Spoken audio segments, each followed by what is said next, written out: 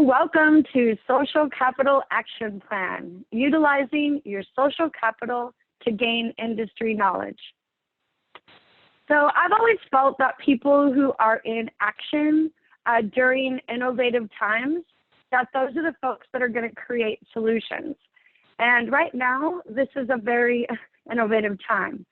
And so when I was thinking about how I was going to do this webinar, and thinking about, well, this is something that probably people should be doing no matter what, it just made me think about solutions for what employment consultants and everyone is going through right now in their agencies. So when you normally think of capital, what's your first thought? My first thought is money. And there are many different theories around social capital.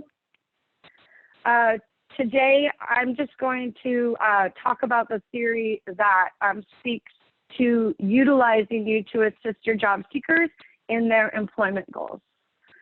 You might have heard this term before. Maybe you saw a TED Talk. Maybe you have been to a live performance from this. I know that there was a gentleman who did a social capital thing on at the summit one year, which is really cool. So I'm not going to get all Tony Robbins up here on you, but I'm just going to briefly explain what it is, and then we're going to roll up our sleeves, and if anybody knows me, I'm going to put you to work. So we're going to work on utilizing your social capital to gain industry knowledge.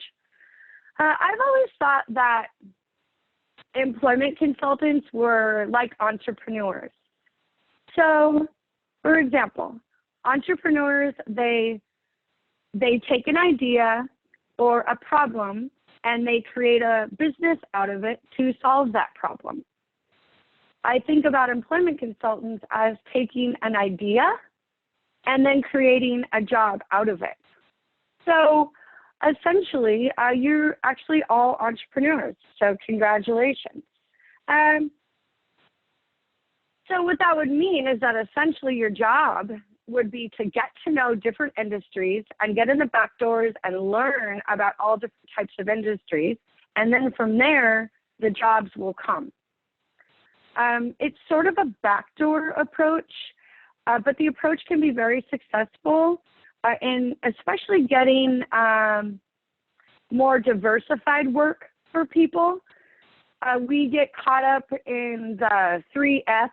I think maybe you've heard of this before, but I also think there's a 4th F now. I'm not really sure what that is, but the flowers, filth, and food. So flowers meaning landscaping and gardening, filth meaning maintenance or janitorial, and then food is in the food business. And so, if we want to get folks more of outside of that and get them more diverse work, we really need to get to know businesses. That's our first job. And so then we can find ways where we could find jobs that will relate to the transferable skills of our job seekers. And utilizing your social capital is actually one way to do that. I also know that there's a lot of agencies that I work with that have goals around getting different industries up than what we normally would do. And so I would say congratulations to those agencies that are doing that. And then if you're not, it might be something that you might want to get to work on. Okay? All right, so we're in action here. We're going to talk a little bit about, I got to move, somebody has their video on, so I'm just trying to move it out of the way. Okay, so we'll talk about social capital, and then we are going to get an opportunity to build a list of prospects. I have a really cool tool that I'm going to utilize for the first time today that I thought was shared with me that I'm pretty excited about, and I just want to test it out and see how it is beneficial to everybody else. Then we are going to craft a way that we're going to make the connections with our social capital, with the prospects that we list. Then we are going to, I'm going to briefly talk a little bit about pre-call planning, describing that. A lot of you who probably are out there who've taken my class probably know what pre-call planning is. I want to help you in building your informational interview questions that you'll be asking your social capital. So you use pre-call planning to build your informational interview questions. So we'll go through that. I'll show you a little scenario. And then I'll talk a little bit around questioning tips. And then after that, we'll talk briefly on follow-up. I'm going to allow times in here for questions and comments. I feel like the best thing that we can do for each other is learn from each other. And so comments are always good. Just because if you might not have a question, maybe you have a comment. So that's great to be able to put that in the chat box as well. For those of you who know me will know that I am a huge fan of exercises and I am a huge fan of role play. So I want everybody to know that you're off the hook today for role play because we can't do that. Boo. And I'm going to still stick to the activities. I might ask you to do a few things that might be outside your comfort zone. And actually, that's where life begins. So I want everybody, I can't make sure that everybody's doing the exercises. I just can trust that if you're in a training like this, that you're learning something new or you're remembering skills that you used to have. And so you will get the most out of it that you possibly can. Okay.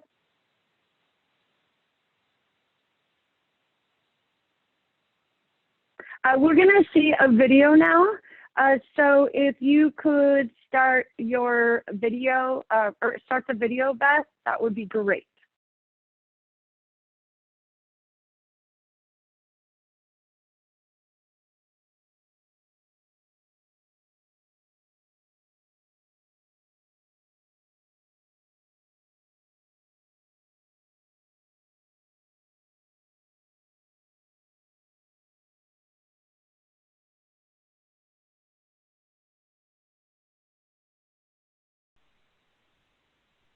When you're part of a trusting community, trust allows you to find and work with people in different social networks. All relationships add to our quality of life. Everyone needs to have relationships with all kinds of people. Trusting relationships add opportunities and possibilities in our lives. Hello, Susan. My basement is flooded. Do you know anyone who has a pump? I don't know anyone with a pump. Well, do you have a pump? No, I don't. Linda, do you know anyone with a pump? I know someone with a pump. Why do you have so many bicycles? I fix bicycles for my neighbors. I work in a bicycle shop and they need a repair person. Would you be interested? Yes. Building social capital, creating trusting relationships and opportunities to help others in our community improves the quality of life for all of us. Jobs, recreation, spiritual life, transportation, all are enhanced when we are part of a community. Supporting one another, helping to solve problems together. That is social capital. Okay, so that was sort of a lame video, but I really couldn't find one that was short enough to kind of explain what social capital is. But the true definition is really the networks of relationship among people who live and work in a society, enabling that society to function efficiently. So basically what it means is it's a willingness to help. So most people will measure social capital with trust. So people that trust that if they need help, it will be there for them. And then also that you would be willing to help others. So it's a practice of developing and maintaining relationships. So for example, everybody has created relationships in their agency and at their place of work. And if you have something that is new that you're learning, or if you need help on something, 99% of the time, you're going to go to somebody that you trust. And at the flip side of that, also, maybe you're the mentor. Maybe you're the person who's assisting somebody else when they're in a time of need in their agency. So we all have those people within our agencies. Basically, social capital is the positive product of human relationships. And when I was putting this training together, I was looking for a picture that I could put up that makes me smile. And if you guys can see this picture on here, I had to cancel a trip to, I'm a sailor, and I had to cancel a trip to the British Virgin Islands due to what's going on. And I actually went there last year. And so I was just looking through some pictures, and I just thought to myself, look at all these people here that are in my social capital.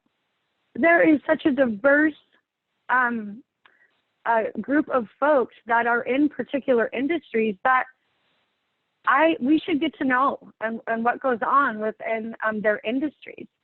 And it's sort of like if you had if you have a picture of your, you got a bunch of girls and you went on a fishing trip, for example, and you got 4 in the picture, or you went with a bunch of people to a golf tournament and you see the picture, you look at it and you go, wow, all these people have a ton of knowledge of different industries.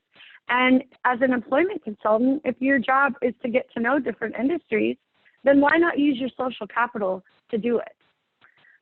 So I'm going to give you an example. So I'm on the end there, and the first gal that's next to me, her name is Shannon. Shannon is the administrator of a nursing program at Whatcom Community College. She knows all the HR department. She's got a wide range of people that she knows within the college, and she runs a whole department with an office department. We know that there's a lot of people who are looking for jobs in offices. So I want to get to know what Shannon does. Another one is next to her is Jen. My friend Jen is actually the frozen food manager at Safeway right now. Oh my goodness, you can imagine what she's going through at this point. She's been the frozen food manager for, I think, 7 years, and she's also managed a bunch of other departments. Her knowledge on grocery stores is like over the top. She could probably answer any question for you. The lady sitting next to her or standing is named Julie. Julie's a nurse at Swedish Hospital. Once again, she's in the knowledge of all the hospitals. She's been doing it for 20 years. She knows everybody in a lot of the departments. And so she's got a wealth of knowledge around the medical industry. The gal on the end with the peace sign, her name is Claire. Claire is an office manager at a dental place, at a dentistry. So she knows the ins and outs of dentistry, what goes on in the dentist office, things that they look for when they're hiring people, what some of the unmet needs might be, etc. So she's got a wealth of knowledge. So if you just look at everybody, that's what I want you to think about today. It's like, anyways, if we don't know what our folks do, then, shame on you because you're not that curious. But get to know the people around you and what they do. It's maybe not enough to know that Jen works at, Safeway in the frozen food as a frozen food manager. But I want to know, how many shipments do you get in a day? And do you have somebody who assists you with those shipments, for example? So it's just utilizing your social capital to gain industry knowledge.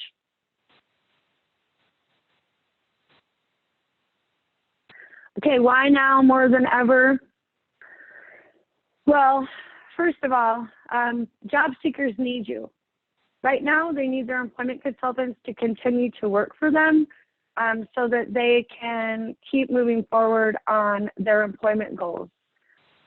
Moving the ball forward, right now, we need to be doing activities that will be beneficial and getting people jobs.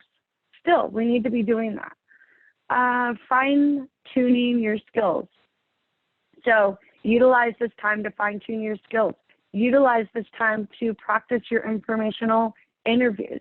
You need your brain is a machine, and you need to keep it oiled. And the more you practice, the better you're going to get at it. You need to definitely get yourself in ready position. You'll be further educated to approach the businesses and the industries that when the world gets back to normal, you'll be up and running and totally ready to go. I just want to say that people want to do business with people that they've built trust and credibility with. And so if you know about an industry and a business prior to going in, right away, trust and credibility gets started. And, ready position, it looks like this. As I'm looking at this right now, I'm thinking all my sports skills are coming out and sort of moving the ball forward, fine-tune your skills, get yourself in ready position. When you're an athlete, as you know, you're guarding somebody. The ball might not come to that person you're guarding at all times. But that doesn't mean that you get stuck with your head like this or you're looking down, okay? We need to be ready to go. Also, just a little tip that I was thinking about, which is what are the essential services right now? I'd be making a list of what those essential services are, because right now, those are the people that are going to be going back on the ground, and they are running right now. They're hiring like crazy right now. And so those are the people that, you want to have on a list to maybe start to approach right away once we can get back and moving. Also, why now more than ever? People are not working. So a lot of people that you work with right now are not doing business, or they're not doing so much business, or maybe they're working from home. And I would just say that it's a perfect opportunity for you to reach out to those folks right now. And they also just might really be happy to even hear from somebody. I also want you to keep in mind that a lot of people have been laid off. And so I want, when you're talking to your social capital around their jobs and their business, we need to be sensitive to that and be encouraging, because if it's an informational interview, but it's a conversation as well. So we need to just be mindful of that. I also feel that the majority of the people that when they're going back to work are going to go back to the same industry. And you just might not, you're going to be better off served learning about it. And you just never know if you might be able to get a job there. Okay. All right. So your circle of influence or your social capital, you have you in the middle there. And then you have your friends and your family. You have civic or political organizations that you belong to, social groups, recreational interests, medical. So you also have faith-based groups that you might belong to, professional and job-related, education. And so you're in the middle and you have all these folks around you. Everybody is fair game, in my opinion. You can't leave anybody out. You can't leave out the lady who, for the last 5 years, I've been sitting next to you at church on a pew. And you can't leave the guy that you meet for beer every day in the bar stool. Okay? Everybody's game. Everybody has something to offer to you. So I'm going to give an example of medical. So I have a dentist. And I've been going to the same dentist for 25 years, so I might be lucky in that respect. My dentist when I leave for a cleaning, he asks me to make an appointment for my next cleaning. And I'm like, okay, this is going to be 6 months from now. I don't even really have, any idea where I'm going to be. And he goes, well, we're going to send you a text message, or, oh, okay, well, we'll send you an email. So essentially, my dentist is asking me to do business with him, right? There's no reason why you can't ask him to do business with you. And right now, I'm fortunate enough because I can figure out how to get a hold of my dentist to send an email or something like that to say, hey, Dr. Gruen, I represent a lot of folks that are looking for jobs in the medical field, and I don't really know a lot about dentist's office. And so I was wondering if I could take the time to pick your brain and sort of just learn the ins and outs of what goes on, in a dentist's office. Could we set up a Zoom call or a chat or something like that? So that's essentially what I'm talking about. It might not be a good place for somebody to work, but it will help you gain a lot of knowledge about the industry so that you have more confidence to gain when you approach another like business, if that makes sense. Okay, an exercise that we're going to do right now is calling work your personal and professional network. I was so delighted that I have this new tool that I was able to use to share with folks. And I want comments to see if you let me know in the chat whether you think it's beneficial to you or not. The person actually that shared this with me, her name is Paula Johnson. And she was given permission to share it with me, who created it, which is a lady by the name of Sarah Murphy. I don't know, maybe some of you know Sarah out there. She is at an organization called Transcend, and that is in San Francisco, California. I also want to just say before we start this is don't be afraid if you don't have a lot of social capital, I guess. There's a lot of people who would say, well, I'm a little more introverted, or I don't really get out and do anything. I don't have a lot of people that I could rely on. Then I just say, just do the best that you can. Just do the best that you can with this exercise. Surely everybody has at least 2 or 3 people that they rely on. And I just think that if you don't, it might be a good opportunity for you to think about starting to build your social capital. And by the way, that's probably a whole other training, is how to build your social capital. I'm lucky because I'm a extroverted extrovert, and so I love to have a lot of people around me at all times. But I just want to be sensitive to people that also that maybe are a little bit more introverted and don't. But you can start to create your LinkedIn page. It's a good time to be able to do that. That's probably a whole nother training as well. And then start linking into people that that are out there. And then that's how you could start to build your social capital. So we're going to take about 10 minutes to fill out this exercise. And I'm hoping that it's big enough that everybody can see it. Okay, so this is how it works. It's by industry. So if you look on the left-hand column, it lists industries by alphabetical order, which is really cool because when we start to think of our social capital, we don't always, just think about it without any tools, it could be a little more difficult. So this is a sort of an exercise and a tool that you could use to hone in on the actual industries. So on the left-hand side, industries, administrative and clerical. So on the right-hand side, it says contact. So who do I know? Well, I know Shannon. She's the administrative assistant at the nursing program at the Whatcom Community College. So I would write her name down there. And you don't have to write just one. You can write down more as well. And then it goes in alphabetical order. So you guys are going to receive this as well.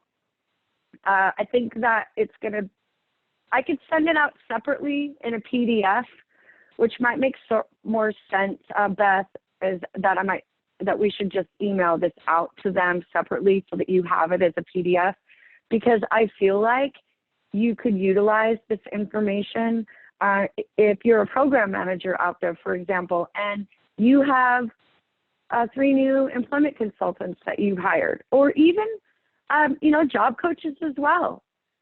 Everybody's fair game here. So maybe you could give that to them and they could fill it out as a way to start thinking about utilizing their social capital in the beginning so that they feel more confident in approaching businesses, and because they're practicing their skills as well and creating a relationship that maybe they'll get a job there.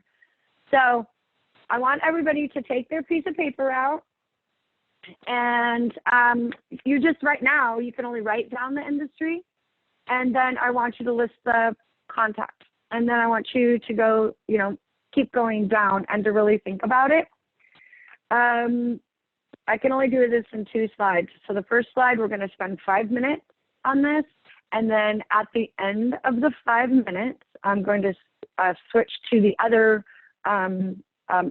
keeping it in alphabetical order.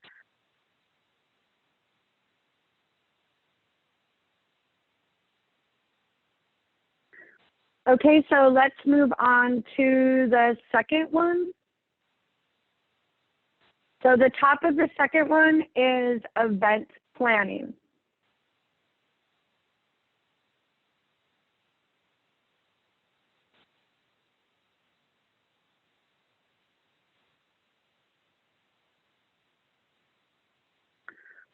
All right, so we're going to move on to our next slide. And we're talking about your voice matters. Also, I just wanted to say to remember is that you need to revisit this every 6 months or so, because your social capital changes, right? You get new friends, or you go to new places that you meet people. People get married. You got family members that constantly come into your social capital circle. So it's always good to revisit this as well. Keep it fresh. All right, Beth, you want to move on? Yeah, let's go ahead and move on. Definitely lots of positive feedback, though. The comments are still streaming in. All right, that's great. That's great. Okay, so let's move on. All right, so what are we going to do now? Well, we're going to pick one person off of your list, and we're going to work with that person for the remainder of this training. So take about 1 minute to pick one person in your social capital. You might want to focus on folks that you know might be shut down right now. You can't go to your bartender at the pub right now because you can't go there. So he'd probably be a good one.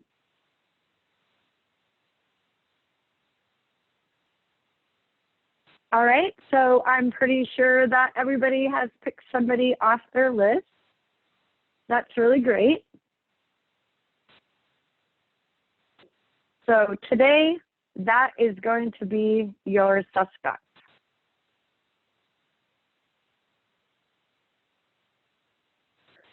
Okay, let's talk about the different ways to connect to your social capital.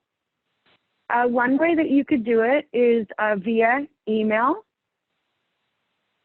And, you might not know what their email address is, but it's really not that hard to get it. You could text them, or you could send a message to them somehow to get people's email address. Maybe if you are linked into them, for example, you can send a message via LinkedIn. Phone call. So, hey, call a brother or a sister up on the phone. Also, obviously, texting. That's all the rage. Hey, I was wondering if I could, chat with you. You could utilize social media. So, for example, LinkedIn. You could go on there and find some folks to link into them. You could send a private message. You could use Facebook, Instagram, and I'm sure that there's other ways of doing it. If you are an avid video gamer and you have a bunch of folks that you've been playing, video games with virtually all this time, they probably have their email address in their profile, for example, that you could figure out how to get that information as well.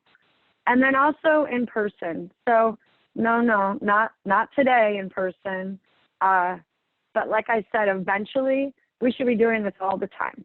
So in person is obviously always better way to connect.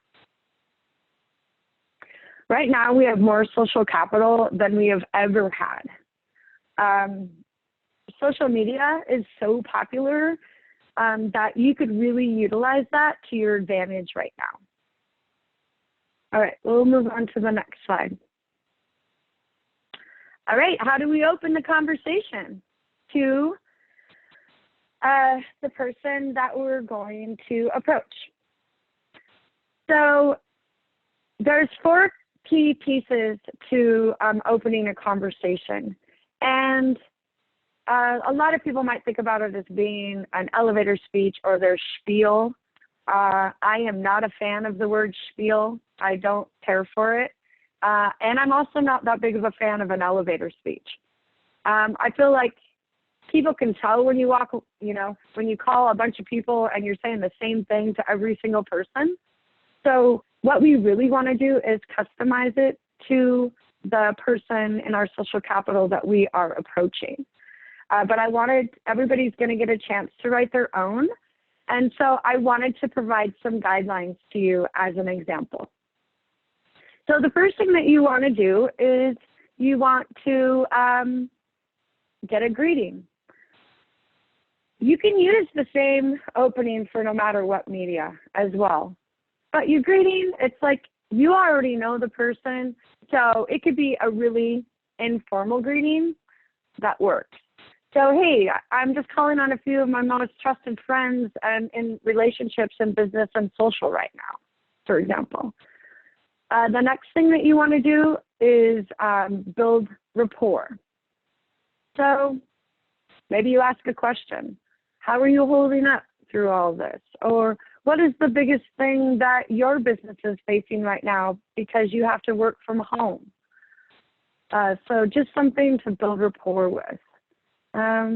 Creating interest, that's like, why are you connecting with them? So, as you may or not know, essentially it's my job to get to know about all different types of industries so that I can assist the folks that I'm looking for jobs for. And considering that you're the expert in your field, I would love to pick your brain and learn more about what you do. So kind of like, why are you wanting to connect with them? And then scheduling a time. So basically scheduling a time to chat. We want to be able to put that in our opening. Put a time limit on it. So you could say something like, I'd love to just take about maybe 20 to 30 minutes to pick your brain, for example.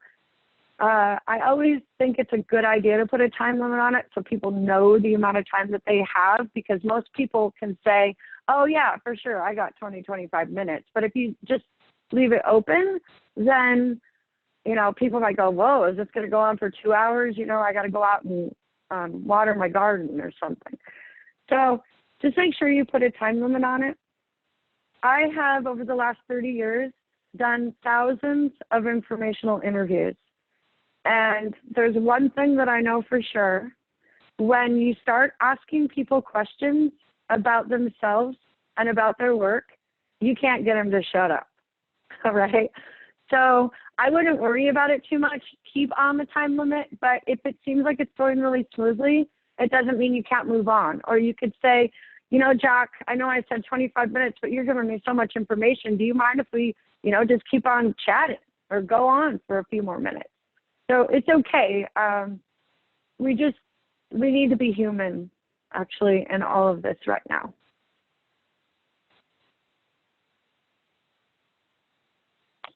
Okay, so we're on to the next exercise, which is you're going to create your opening for the person, one of your social capital folks that you picked off your list.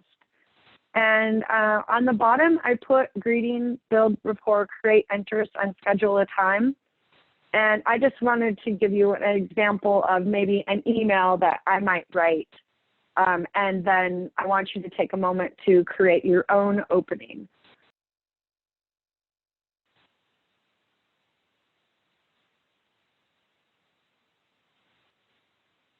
So we're going to get back to creating our own opening for the person on our list that we chose. So like I was saying before, is that on the bottom, you can see where it's greeting, build rapport, create interest, and schedule a time. I want you to take a few minutes to write your own. I'm going to read this one, and it is okay if you use the example or part of the example, because we're all just in here learning right now, okay? And you don't need to perfect it right now. Just do your best to make an effort to write an effective opening. So this one says, hey, Paula, I hope you're holding up and are safe during this unusual time. This has been such an adjustment the last few weeks.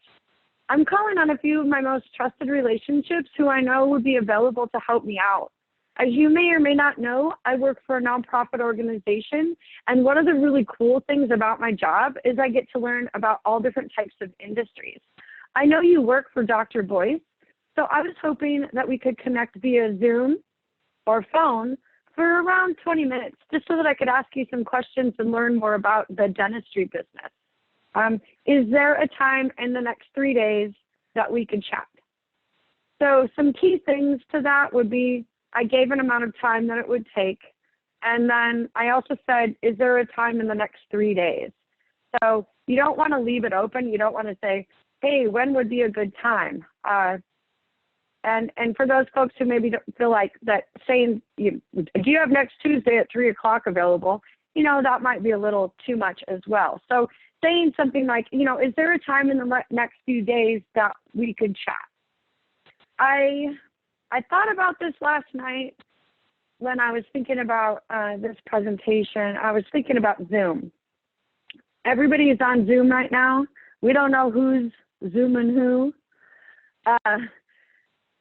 I think it's a really, really effective tool. And just like kind of a little caveat story is my mom is pretty isolated, and all of her friends are kind of isolated. And so I signed up for a Zoom account.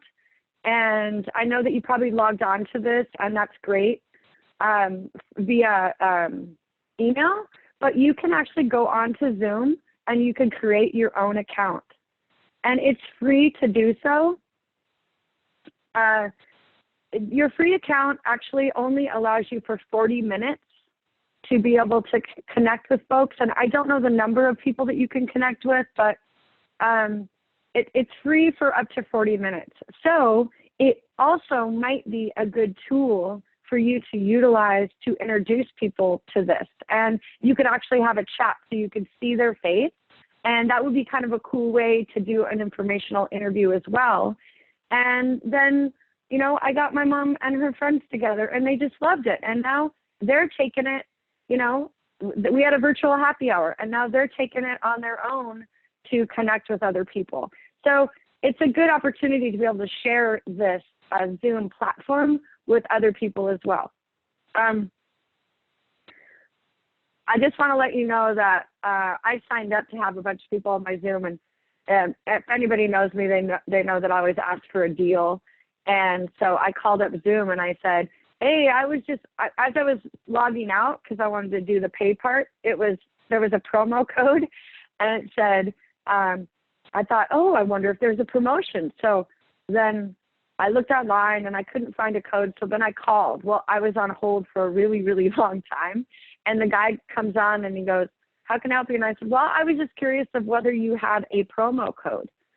And the guy said, ma'am, we've been signing up 10,000 people an hour right now with Zoom.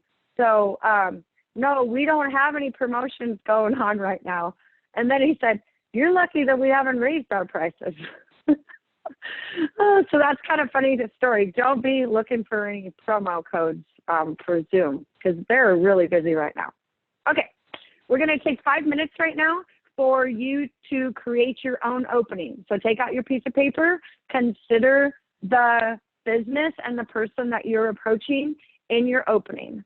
All right, so 5 minutes. Ready, set, go. Yeah, while people are doing that, there was a question that popped up earlier, which is, do you have advice on how to use the worksheet, the first exercise that was done, on how to use that in industries that are closed? Oh yeah, right now, yes, because what you're doing is you're just reaching out to the social capital of the people that worked in that particular industry. So if they're closed, then yeah, no better time to talk to somebody because they're not working. So yeah, it's not about whether people are open or closed. This is actually about reaching people because people are closed. So your social capital that you have with that particular industry is the person that you'd be connecting to. I hope that answers the question. So James says that he is asking people if they have any volunteer opportunities right now. And a lot of people are, some are not, but with this new template, he'll have a new tool.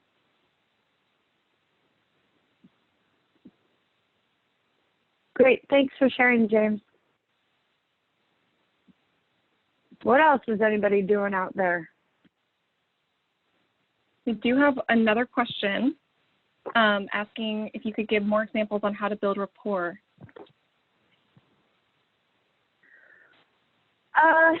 Okay, yeah. So you know this person. You know these people that you're reaching out to, right? So in terms of building rapport, you would ask them a question. How is it going? So what have you been doing the last 2 weeks? Or how are you holding up? So you have to remember that this is your social capital. You should know these folks already. We're not doing any cold calling or anything like that. So find a commonality in someone, like, hey, I saw on Facebook that you guys went fishing the other day. Did you catch anything? Whatever, just something that is, or, you could compliment them on something. Hey, I saw you making that quilt over there. That's a really great job. So, yeah, I hope that helps. So have you found a phone call and following up in person is more effective than using social media?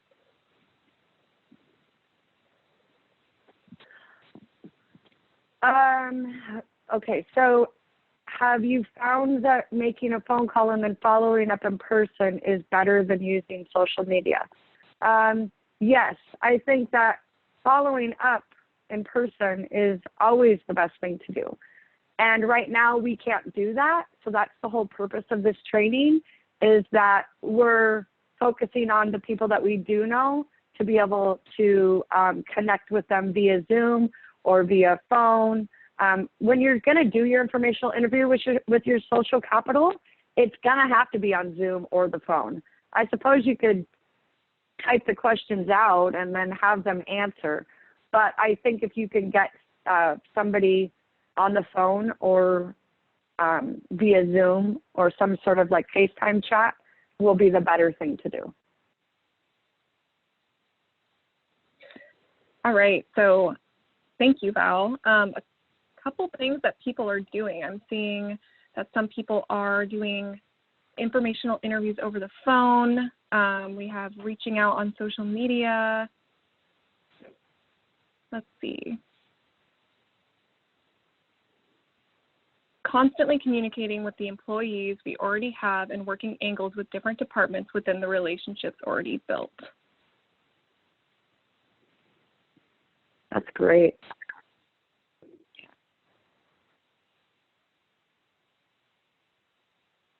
Okay, so let's move on to the next. We already did the sharing chat box. We already took a break. So let's go on to pre-call planning, because now what we're working on now is, hey, we got the appointment with the person in our social capital, and now we are, you know, and I don't even know if I want to call it an appointment, because it's not really an appointment. It's just kind of a time to get together because it's informal. Then in order to be able to formulate your questions that you're going to ask, you need to do a little pre-call planning. What I mean by pre-call planning is doing some research on the business, or excuse me, on the business that your social capital works at. So you've already identified the person that you're going to approach, and then you're going to conduct some research and gather information. And the way that we can do this right now is on their own website. And then you want to set an objective, and the objective is, you know, that you want to learn more about their business. Pre-call planning, what it does is it helps you formulate your questions. So I want to give a tip about pre-call planning. Pre-call planning should not take any more than 15 to 20 minutes. The first time you do it, if you're not used to doing it, the first time you do it, it'll take a little bit longer because you don't know what to look for. But once you get better at it, you should be able to just take about 15 to 20 minutes. I have a lot of my program managers or executive directors will come to me and say, hey, could you tell people to put a timeline on it, because you know, I keep asking them when they're going to go see this business, and they keep saying, well, I don't have enough information yet. So make sure that you keep it to a minimum. You only need enough information to, you know, gather like 8 or 9 questions that you're going to ask in your informational interview. So I was going to have you folks do this exercise, but what I realized is that due to kind of the technology, some people might be on a phone, some people might be on their iPad, some people might be on their computer, that we wouldn't try to, you know, get out of the computer and go into our own computer to do the pre-call planning for the person in our social capital that we chose. So you guys are just going to have to do this after we get off this training. But what I did was I did the exercise myself. And I wanted to show you and give you an example of what I'm talking about.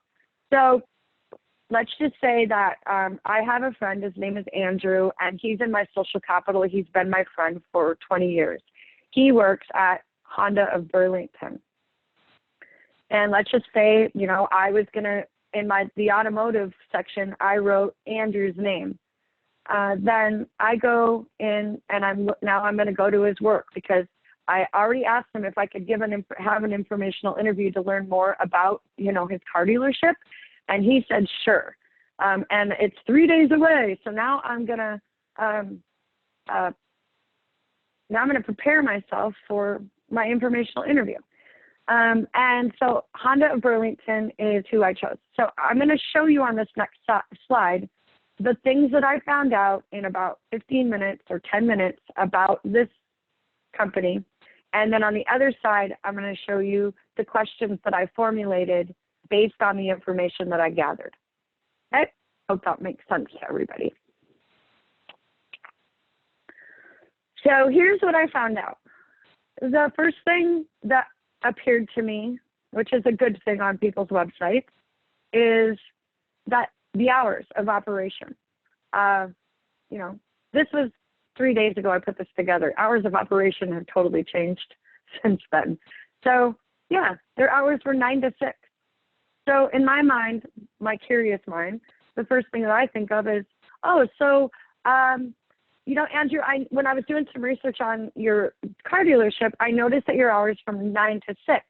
What are your busiest times during your 9 to 6 hours? So that would be a question that I would ask him. The next thing I saw is that they were under new ownership. So I didn't know that they were under new ownership, but I wrote it down. And then in my mind, I'm thinking, so I see that you guys are under new ownership. How has the dealership changed since there's new owners there? Or what types of things are the owners doing differently than the previous owners, for example? Another thing I found out was that customer service was their top priority. So then I want to know, well, if there was any improvements you could make on your customer service, what would they be from your point of view? Another thing I saw is they said that they have to have a clean driving record. So I want to know, well, does everybody have to have a driver's license that works there? Or are there some jobs that people can do that don't have to have a driver's license? I mean, I don't know. The next one was I found out is that they're continually updating their inventory. So they sell cars, they get trade-ins in, they are getting cars from auctions and things that are coming in.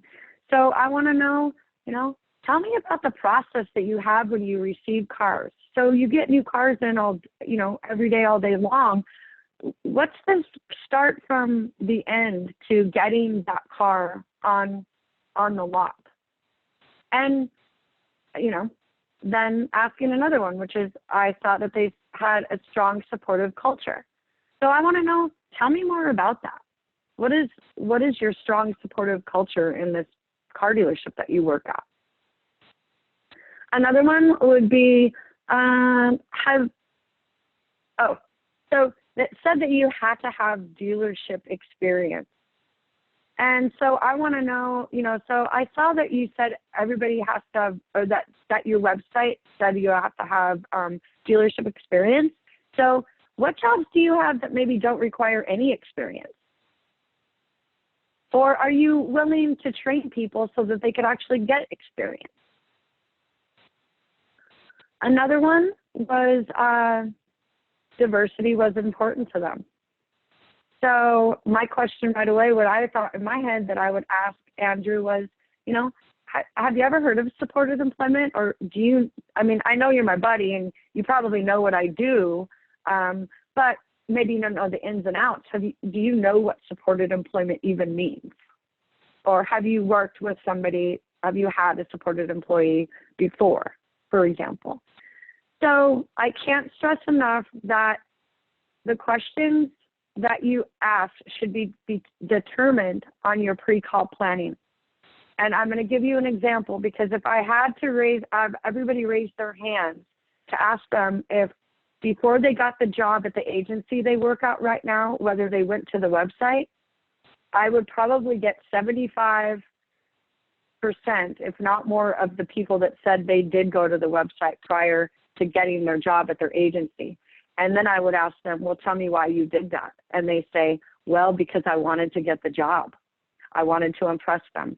I had questions that I wanted to ask the person who was interviewing me so that I could feel like that they thought that I had done some research and cared about their business. So I would say is that, and I'm not saying you can't, going out to places that you drop by somewhere and it's like, what do they do here? And you get somebody a job. Yeah, that does happen. But if you offer those services to yourself to get your own self a job, then you should be offering them to your job seekers as well. So when you're preparing for this informational interview, just go to the website and find out a few things and then start formulating some of your questions that you're going to ask.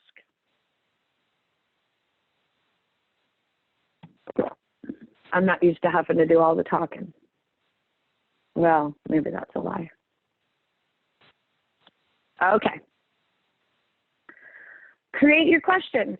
So what we're going to do is we're going to do another exercise. And we're going to do it in a second. I'm going to give you some questioning tips. And I realize that you can't go on the website right now, but you might be able to think of 2 or 3 on your own that you might have. So how many questions should you have prepared? I like to say you should have about 10 8 to 10 questions prepared. In your informational interview, when you're calling your buddy up that works at the local skateboard shop, you might get 2 questions answered, and you might ask 50 more that you didn't even know you were going to ask. Okay, so for you literal thinkers out there, it's good to be prepared with the questions, but that doesn't mean that you might get to all of them. It doesn't mean that if you're talking to your friend who works at the local beauty salon that you answer 2 questions and then all of a sudden they say, hey, my kid's crying, I got to go right now. So just don't be so literal about it, I guess. I'm going to give you a few questioning tips. One of the first things you want to do is to utilize your current employers that you currently have to build trust with this particular person. So if you are interviewing in your social capital, if your best friend is the manager at Burger King and he decided that he's going to let you learn all about the ins and outs of Burger King, we all know that folks that are in fast food restaurants, that there's a lot of high turnover. So a tip that you could use in your questioning would be to utilize your current employer. So you don't want to say, well, hey, you guys got a lot of high turnover here at Burger King, don't you?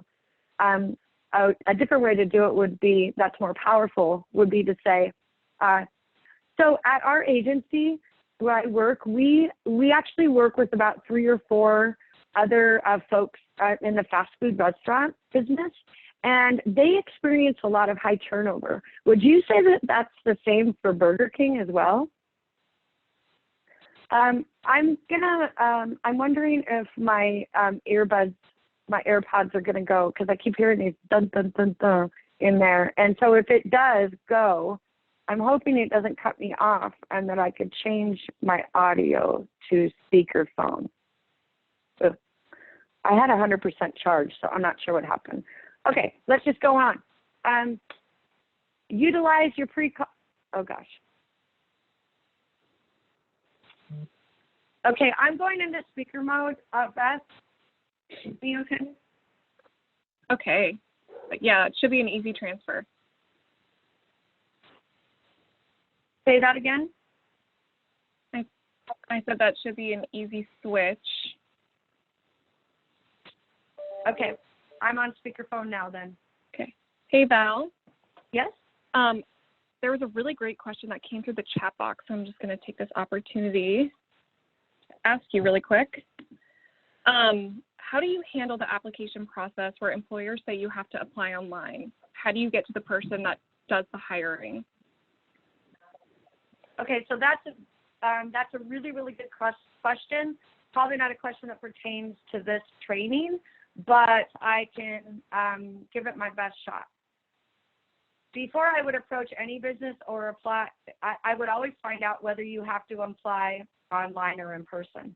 I would never get that objection because it's an easy thing to find out prior to approaching a business, which is making a phone call saying, hey, I was curious, if someone were to want to work here, do you have to apply online or in person? Oh, actually, you just come in and fill out a paper application. Okay, well, thank you. Click. Okay, so it's really, really simple to find that out. And most websites will also say whether you are applying online or in person. So I'm the type of person that likes to play offense and not defense. So I would already know that information, and I would be coming in to follow up on an application that I applied online with. I understand that you have to apply online at this place, and I wanted to let you know that I have applied online, and I'm coming in to follow up on my application. Okay? So that's how I would handle it. It wouldn't be an objection that would ever surprise me, because it's pretty simple information to get prior to approaching the business. That makes sense. Okay, so I hope that answers your question. Another one is utilizing your pre-call planning to ask your questions. So, for example, so Andrew, when I was looking on your website, I saw that the general manager at the place you work at, his name is Bobby Menard. Tell me about Bobby. What kind of guy is he? You know, what's the best way that I would approach him, for example, if I wanted to get somebody a job there? Okay, so utilize what you know to learn more. You want to make it conversational also as well, and you want to use layering questions. So you'll have your questions prepared. So layering questions is basically asking another question based on the previous answer. And so to make it more conversational, because if you're talking to, one of the members of your social capital, your best friend who happens to own a tattoo shop, you probably might not be that nervous, but you got your questions prepared. You don't want to just go in and grill somebody and ask every single question. You want to make it conversational. Okay. Here are some questions that lead to job restructuring. I'm not going to go through them, but when you guys are starting to formulate your questions that you're going to ask your social capital, these are really good questions that you could utilize. So in this PowerPoint presentation, you guys are getting a copy of it. I think these are really, really powerful questions to be able to ask folks.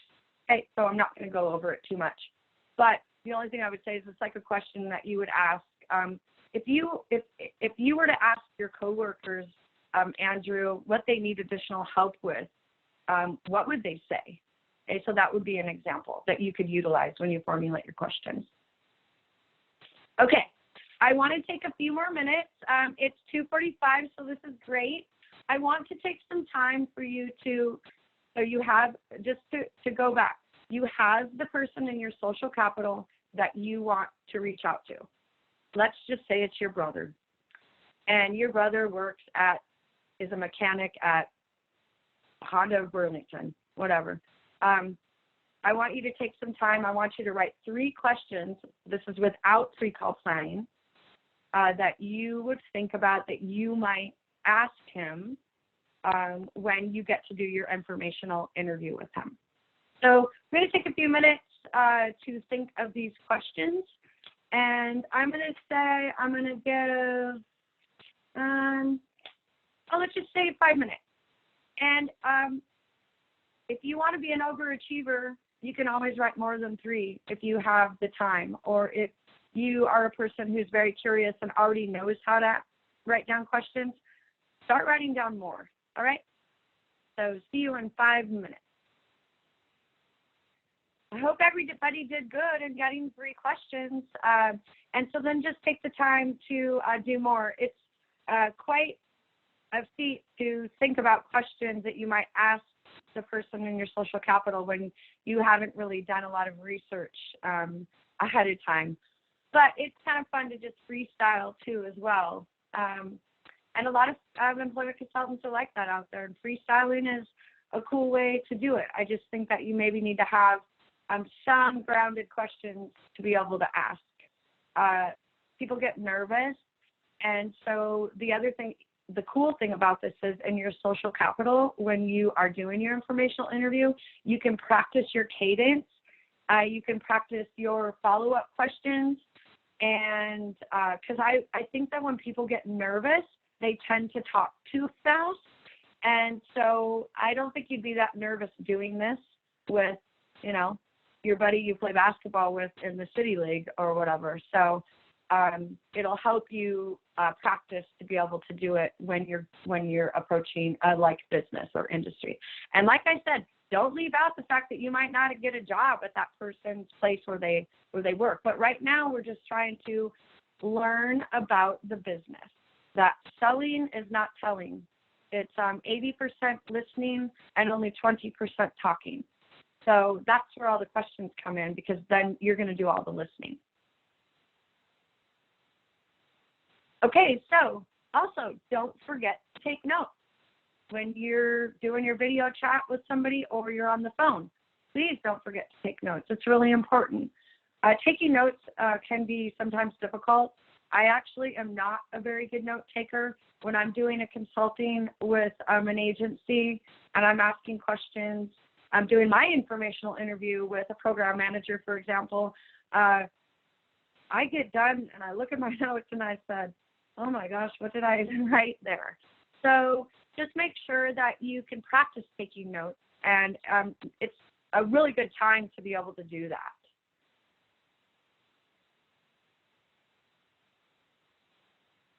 All right. Anybody that knows me knows I'm going to give a homework assignment. So your homework assignment for this training is that you need to repeat this process for 2 more people. And you really haven't done the process yet, but you get started on it. So once you get your informational interview with somebody, I want you to repeat it 2 more times. I want you to repeat it with everybody that you possibly can. The more information you can get about industries, the better off that you're going to be and getting folks of more jobs of diverse nature. So keep calm and do your homework. All right, just briefly, I want to talk about follow-up. How should you end this conversation? I wrote down an example, which is, hey, Andrew, thank you so much for sharing all this info with me. I know that after I get off this chat, and I'm going to think of a lot more questions based on what you told me that I'm going to want to know about. Do you mind if we could set up another time right now to meet within the next couple of weeks?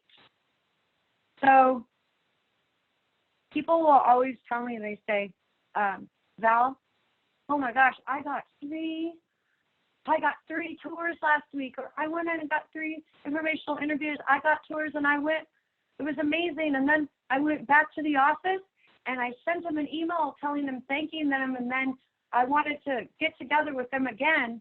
And I never heard back from them. So always make the appointment. Listen again, always make the appointment at the appointment you're at for the next one.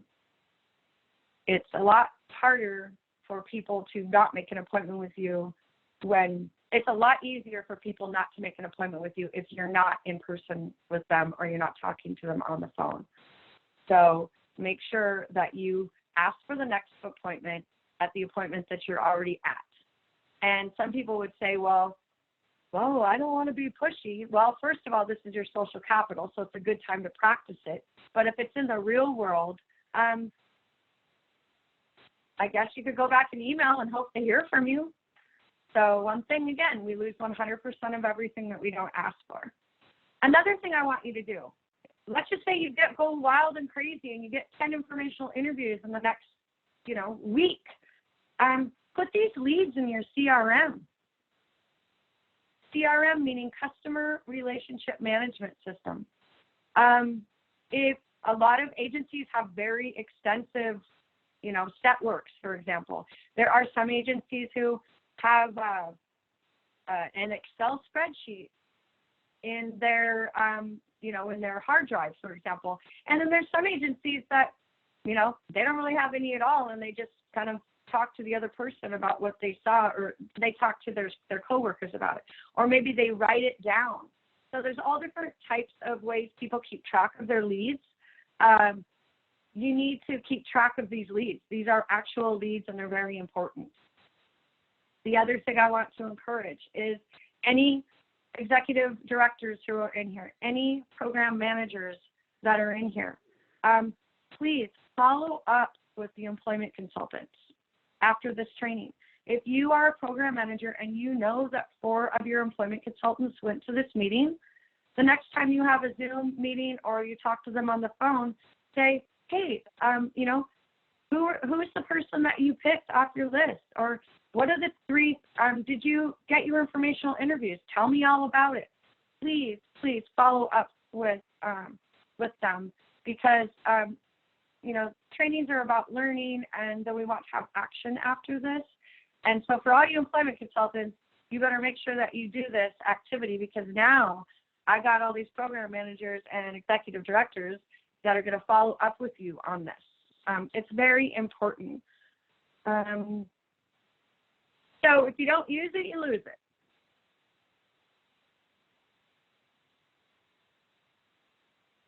All right, so looks like we're coming to the end. It's 2:56. Does anybody else have any comments or any questions about what you've heard today? You know that you could utilize your social capital to get to know different industries, because from there the jobs are going to come. you created an effective opening to be able to approach that person. You got the idea or understood to figure out how to formulate your questions that you're going to ask in your informational interview. And so, and you're going to follow up. So does anybody have any last comments or questions?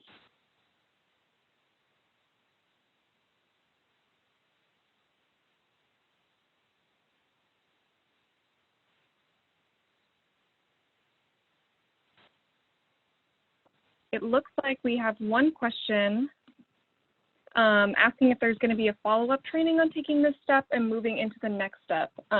So for example, what you recommend for that follow-up meeting in a couple weeks.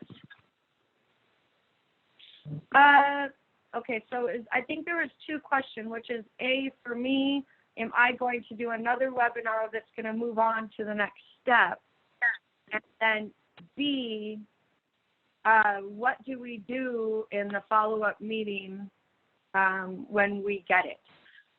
So the first thing is, you know, I don't know if there's going to be a follow-up to this, but this is a great idea. I would love to do it. I know that I'm going to be doing another webinar, so I will put that.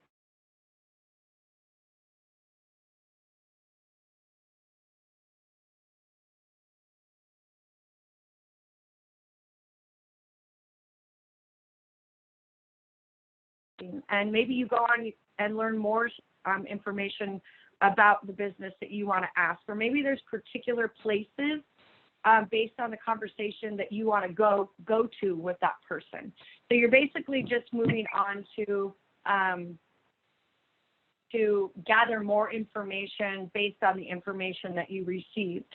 And you could also utilize it as a time to chat a little bit about what you do as well.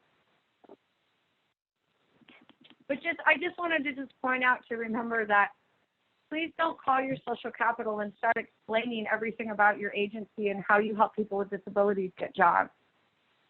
You're there to listen. You'll get your time to talk, but you can't assume anything unless you know about the business that you're approaching. Any last questions or comments? Willow says they want a training for social introverts to expand their social circle. I thought that was funny. I think that would be a really, really great training, and I am very doubtful that I would be the one to do it. But I'll write it down. I think it's a great idea. I want to thank everybody for showing up today. And I also want to thank Wise. I want to thank Morgan. I want to thank Brandy. I'd like to thank Charlie. And I'd like to thank Beth. And I'd love to thank Tyler for supporting me in this webinar. So thank you so much for coming.